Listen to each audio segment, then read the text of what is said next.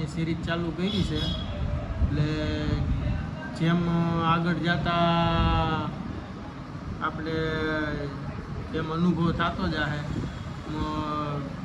લાગશે કે આ ડ્રો પછી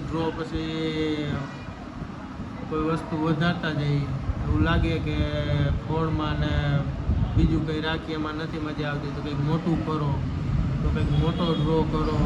આવું તો ખોળની ગુણ ને બીજું ત્રીજું 200-500 ને એવું તો અંદુ દેતા હોય.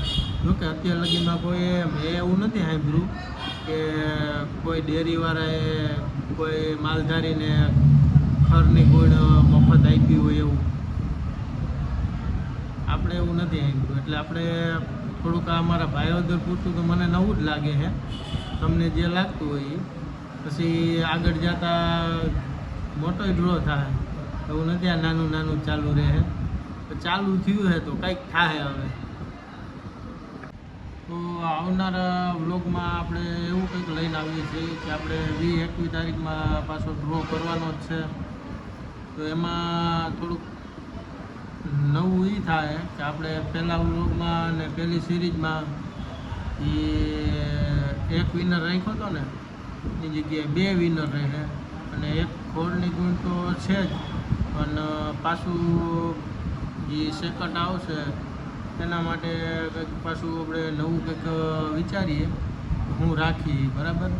એટલે આવતી 21 તારીખે પાછો જે ડ્રો થાય એમાં, અને એની પહેલાં જે કાંઈ અમે હું પ્લાન કરી છે ના તે બીજું ત્રીજું એ અંદુ કાયમી તમને અપલોડ કરતા રહેવું. ને બીજું એમ કે